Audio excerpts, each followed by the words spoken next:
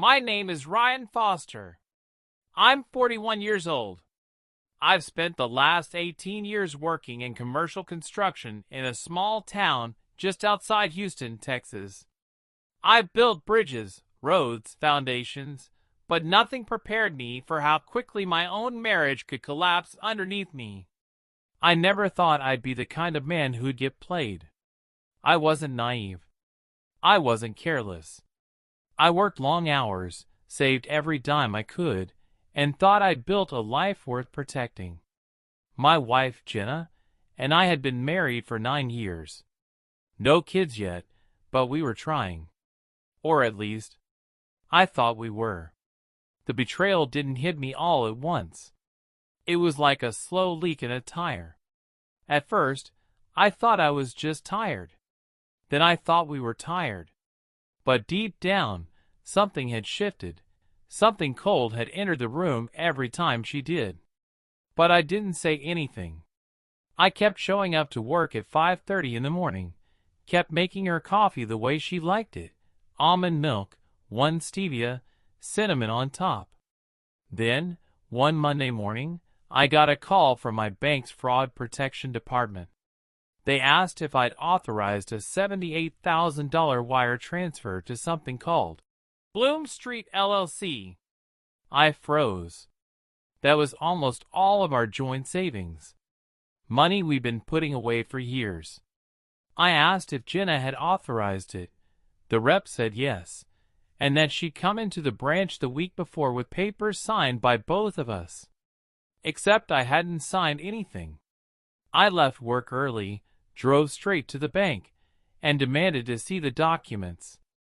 That's when I saw it, my signature at the bottom of the lease agreement. Perfectly forged. The account was in both our names. Legally, she hadn't committed fraud. Not the kind the police would chase, anyway. The business? A bakery. On the other side of town. Opened in partnership with her ex-boyfriend, the one she swore she hadn't spoken to in years. That was the moment everything fell silent in my world. I didn't scream. I didn't throw anything. I just stared at that signature. Mine, but not mine. She had taken the life we built and gambled it away. And the worst part? She thought I wouldn't find out. But what she didn't know was that I had rewritten the lease before she ever saw it. And there was one clause, one tiny line in fine print, that would change everything. She thought I wouldn't find out. But what she didn't know was that I had rewritten the lease before she ever saw it. Make the audience feel what was lost. A perfect life slowly showing signs of cracks, but just subtle ones. I met Jenna in the most ordinary way, at a grocery store, right between the eggs and the oat milk. I dropped a carton, it exploded on the floor, and she laughed. That laugh, it stopped time. She had this light in her eyes, the kind that made you believe you were the only person in the room. We started dating a month later. She was funny, ambitious, and full of ideas. She had dreams of owning her own cafe one day. Said it would be called something sweet, and she'd bake everything herself. Croissants, sourdough, the works. I was a simple guy with calloused hands and a steady job, but I fell hard. We got married 2 years later in a small backyard ceremony. She wore a light blue dress instead of white, said she didn't believe in tradition for tradition's sake. That was Jenna. Always bending the rules, always doing things her way. And for a long time. I loved that about her. We bought a modest house on the edge of town, fixer-upper, nothing fancy. I worked construction, she worked part-time at a bookstore while taking baking classes online. Every Friday night we had a tradition, grilled cheese, tomato soup, and old 90s movies. She'd curl up next to me and say, "You're the only man who's ever made me feel safe." I believed her. We were happy, or at least, I thought we were. The first small red flag was subtle. she started talking about him again. Not by name, just an old friend from culinary school. Said he had ideas for a bakery, too. I didn't think much of it. I trusted her. Then she started staying up late on her laptop.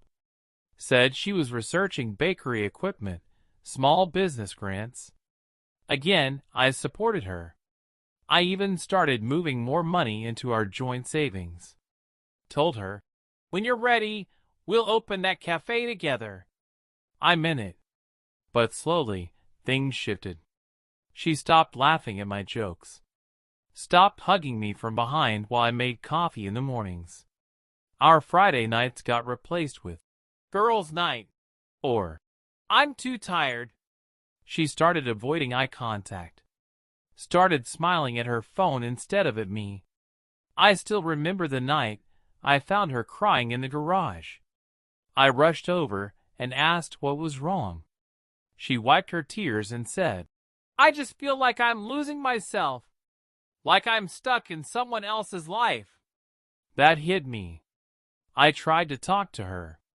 Asked if she wanted to see a therapist or if we should take a trip, just the two of us. She smiled, kissed my cheek, and said, "You always try to fix things. That's why I love you." But her eyes said something else. Looking back now, I think she'd already made her decision. She just hadn't told me yet. And still, I was clueless. I kept going to work. Kept texting her sweet little "love you" messages during lunch breaks. Kept planning for a future that, apparently, she had no intention of being in. It's strange how silence can scream louder than words. How someone can live in your house, sleep in your bed, and still be 1,000 miles away. I started noticing things. She changed her phone passcode. She started going to meetings that lasted all afternoon but left her with no new notes or plans. And when I asked gentle questions, she'd deflect. "Why don't you trust me?" she'd say. And every time, I'd feel guilty. Like I was the one ruining things. There was one night I'll never forget. We were eating dinner, and I told her about a bonus I was expecting at work.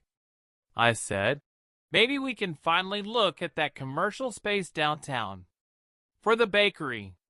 She smiled, a weird kind of smile. And she said, "Yeah, maybe."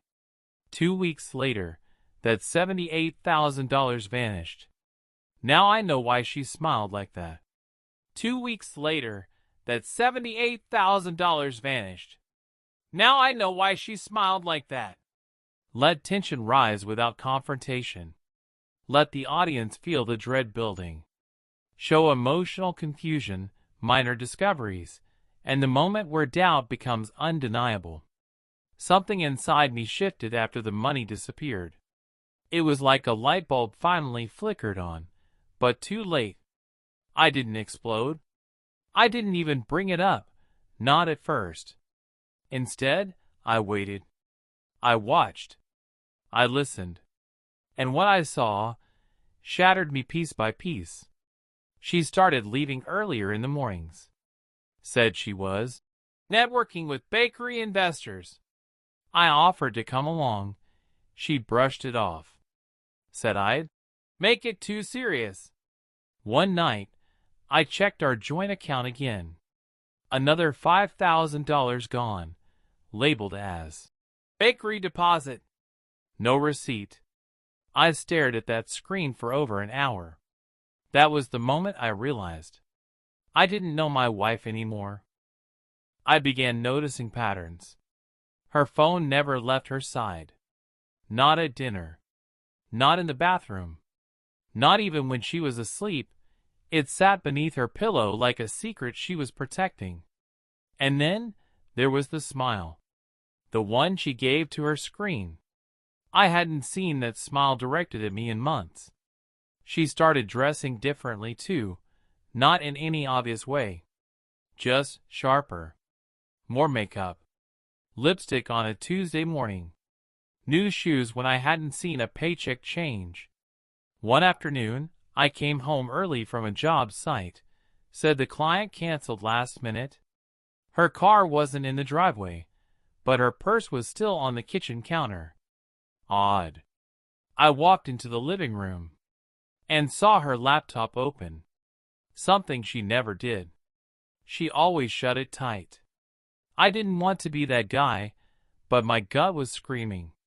I moved closer and saw a message window still open. It was some off-brand messaging app. The name at the top of the thread? Derek. A name I had never heard before. The last message on the screen read, "Lease went through. She has no idea. Just smile and nod until it's signed." My blood went cold. But before I could read more, the screen blinked out. Auto-locked. My hands were trembling. Not with anger, with heartbreak. That night I said nothing. I lay beside her in bed, staring at the ceiling, while she slept peacefully, as if the betrayal hadn't started burning a hole through our home. The next day, I followed her. I pretended to go to work, even kissed her forehead goodbye, then waited 10 minutes before hopping into my truck and driving after her.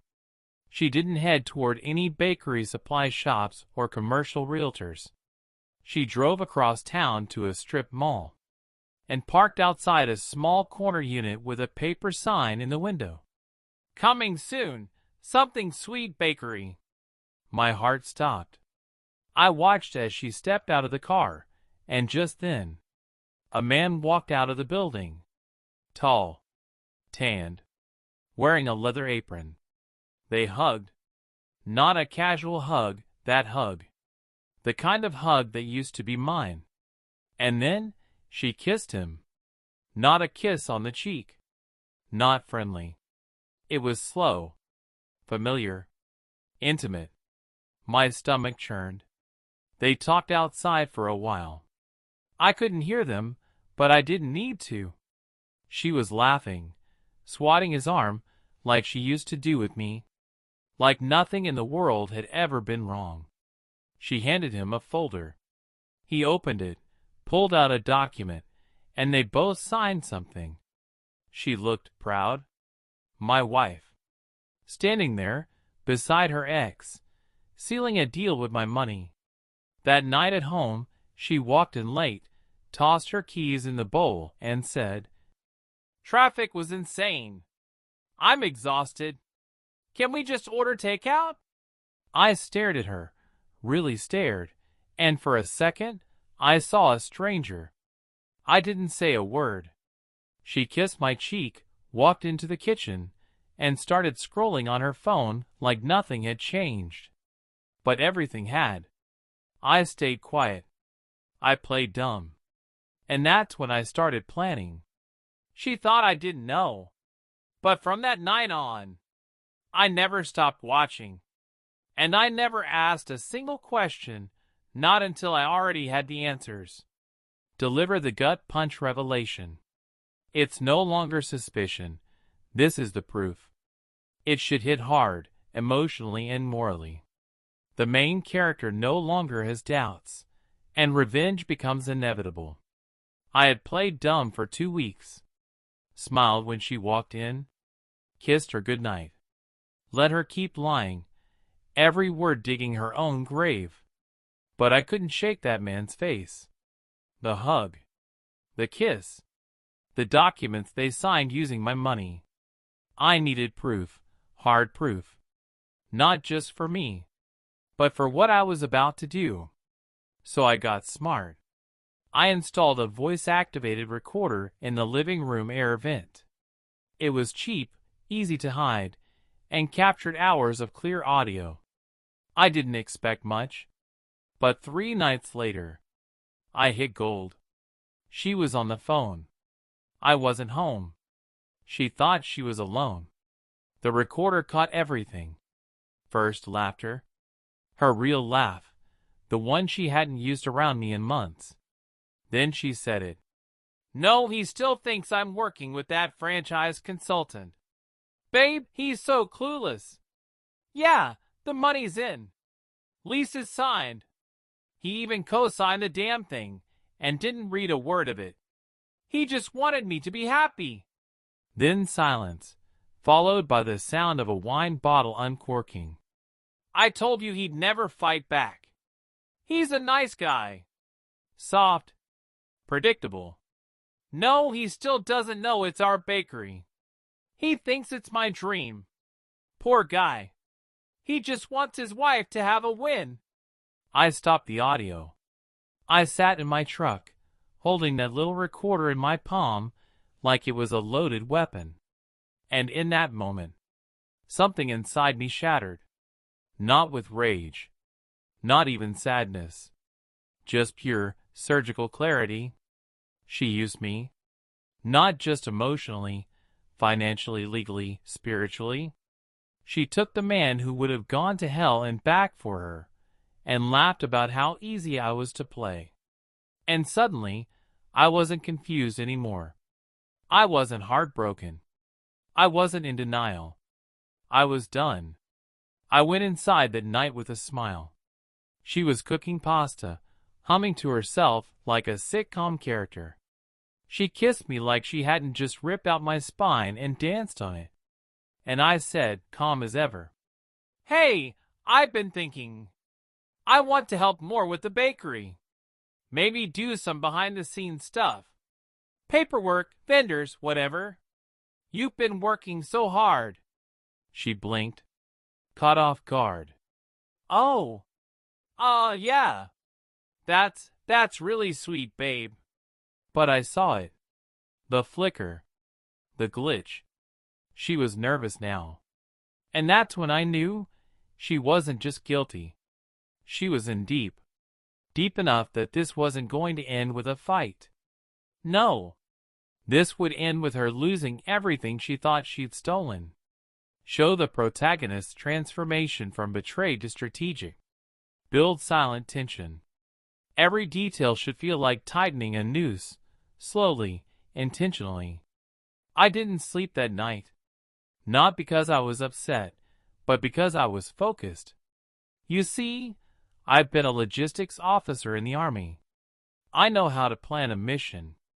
I know how to study terrain, assess weaknesses, coordinate precision strikes. And now, the battlefield was my own home. Step 1. Secure my assets. I went to the bank and froze the joint savings account. Quietly moved half into a new personal account she couldn't access. I left her enough to keep her from noticing, for now. Then I opened a safety deposit box. Not for valuables. For evidence. Printed screenshots of her texts. Bank statements. A transcript of the recording. Burned a copy of the audio onto 3 separate flash drives. One for my lawyer, one for me, one in that box. I didn't confront her that night. I just poured the wine, played the part, and kept planning. Because she wasn't ready for what I was about to do. But I was. Step 2. Legal groundwork. I booked a consultation with a divorce attorney downtown. Not the cheapest, but the best. I didn't say much at first. Just handed him the folder and let him read. He looked up halfway through the transcript and said, "You want to destroy her, legally." I didn't flinch. "No," I said. "I want her to walk into court thinking she still has the upper hand. And then I want her to watch it slip away, one sentence at a time." He leaned back in his chair. "Then you're going to love this." Turns out, that lease she had me sign? She didn't read the fine print either. It wasn't just a bakery lease. It included a personal liability clause, naming me as a financial guarantor. But here's the kicker. The bakery was technically in her name, which meant, if the business failed, I could sue her for misuse of marital funds under fraudulent circumstances. That lease became my Trojan horse. She used it to steal from me. Now, I'd use it to bury her in court. Step 3. Let her dig her own grave. For 2 weeks, I played along. Offered to help with vendor quotes. Even showed up once to see the space. It was laughable. She was trying to run a bakery with no real business plan, just vibes and Instagram dreams. Her ex, the partner, wasn't putting up a dime. He was there for the glory, not the grind. I kept receipts, took photos, gathered every document she left on the counter. At night, I'd scan them and drop them into my private Google Drive labeled Operation Frosting. Yes, I gave it a code name. Because at this point, it wasn't just personal. It was tactical. Step 4. Trigger the audit. With my lawyer's help, we filed for a forensic financial review. That means a court-ordered investigation into our marital spending. Now, this part is crucial. I didn't file for divorce yet. I waited. Because once the audit started, she'd have no idea what was coming. And she'd keep spending. Keep talking. Keep digging. And that's exactly what she did. She took out a small loan, in her name, but backed by my credit. She signed another supply deal, using my email address as the primary contact. She even posted a soft launch video online. Smiling, wearing a pink apron. Her ex behind her, pretending to frost cupcakes.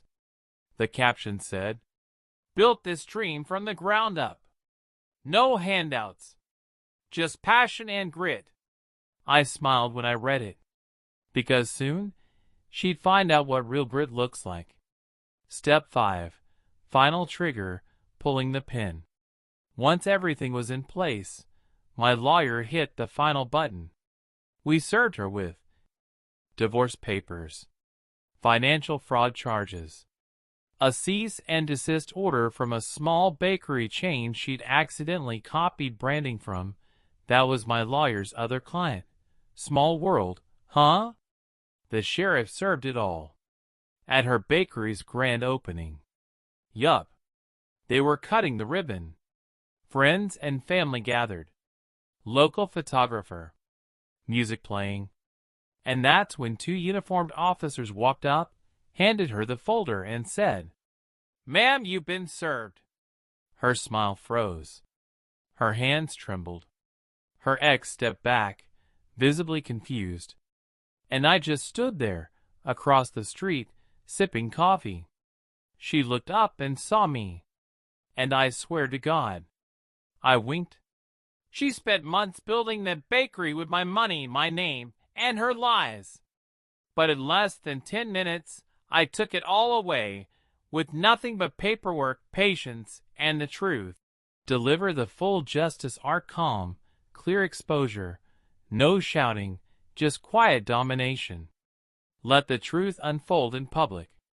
The audience must feel the revenge land like a hammer. The day of the court hearing felt surreal. I sat in my suit. No tie. Calm hands. My lawyer whispered, "Today's the day we end her bakery fantasy." Across the room, she sat with her ex. He wore a cheap blazer and smug grin, like he thought this was some petty disagreement. She didn't look at me. She looked through me, as if she still believed I'd walk away quietly. But then the judge walked in, and the destruction began. First evidence, the lease.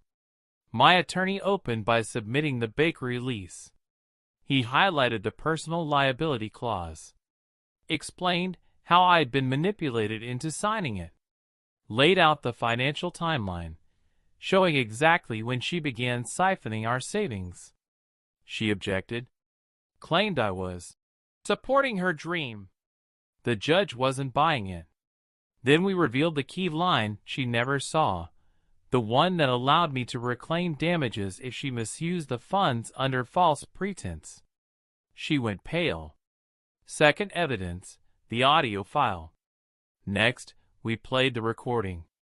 Her voice filled the courtroom. He's just funding it, babe. He doesn't even read the paperwork. I'll keep it in my name. If it tanks, I'll let him take the hit." There was a pause. Even her attorney looked uncomfortable. Then her ex's voice on the recording. "Perfect. If he finds out, just cry a little. He's soft." Gasps. Audible gasps in the courtroom. Third evidence, financial audit. We handed over the audit report, a 47-page breakdown showing how she secretly funneled $118,000 into the bakery, paid for her ex's rent with our joint account, faked invoices for consulting fees that went straight to her ex's Venmo. The judge's expression hardened. He turned to her and said, "Did you think this would never come to light?" She tried to cry. Her ex looked at her like she'd just stabbed him. My lawyer calmly added, "Your Honor, my client seeks full compensation, divorce on grounds of fraud, and liquidation of the bakery to recover assets." The verdict. The judge ruled.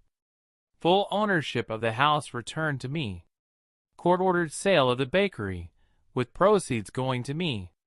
Restraining order filed against her ex, who had made multiple veiled threats via text.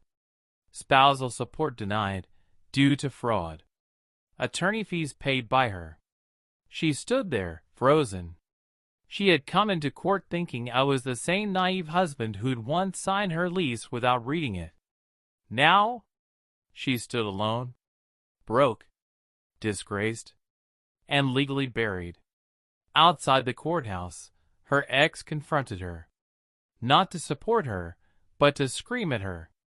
"You said you handled this. What the hell did you drag me into?"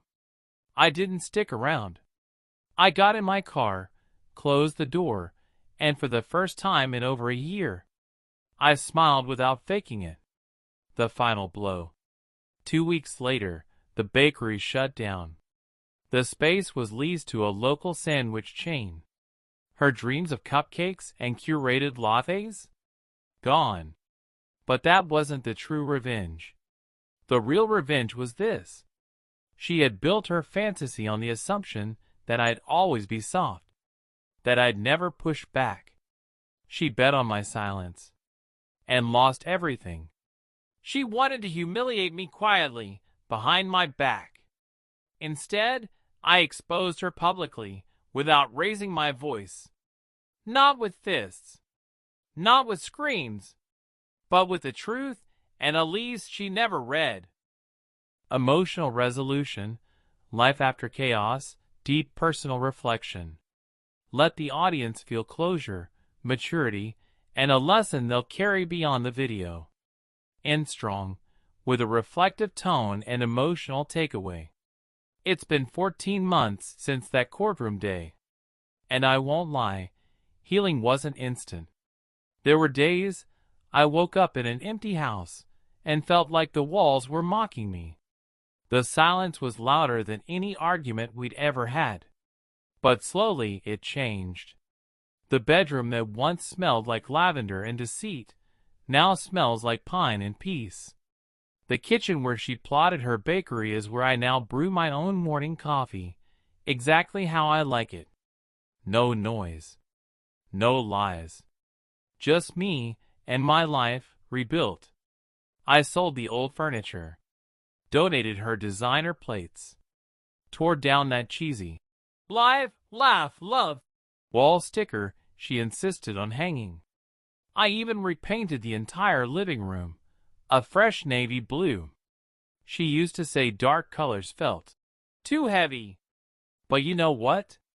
It feels grounded, solid, real, kind of like me.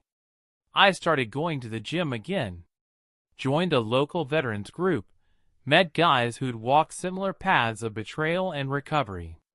One of them even helped me design a small workshop in my garage. I spend hours there building furniture from reclaimed wood. There's something poetic about taking broken pieces and making something useful again. As for her, last I heard, She moved back in with her mother. Her ex? Vanished. Apparently, he ghosted her the week the bakery shut down. She tried to contact me once, through a mutual friend. Wanted to talk. I didn't reply. Not because I hate her, but because there's nothing left to say. I don't carry rage anymore. Rage is heavy, and I've carried enough. What I do carry is a quiet truth, one I wish I'd known earlier in life. People don't destroy you all at once. They do it slowly. In smiles. In silence. In missed phone calls and unexplained expenses. And when they finally show their full face, believe them. If you're watching this and going through something similar, let me say this. You're not weak for loving deeply. You're not stupid for trusting. But you are responsible for choosing what you do next. Let your pain teach you, not define you. Because when someone tries to write you out of your own life, you pick up the pen and write the ending yourself. She took the house. I took it back. She took the money. I rebuilt it. She tried to take me, the quiet, decent man who stood by her through everything. But she forgot one thing. You can't break a man who's already walked through fire. You just sharpen his edges. She built a dream with my money, but I built a life with my pain. And I'll take that trade every single time.